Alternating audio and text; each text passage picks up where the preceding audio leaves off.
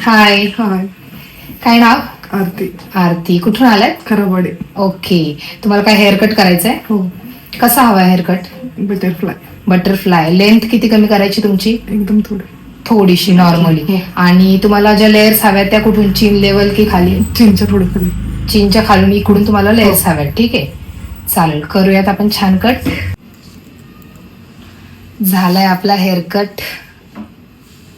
Butterfly look पाहिजे होतं ना तुम्हाला? Butterfly hair cut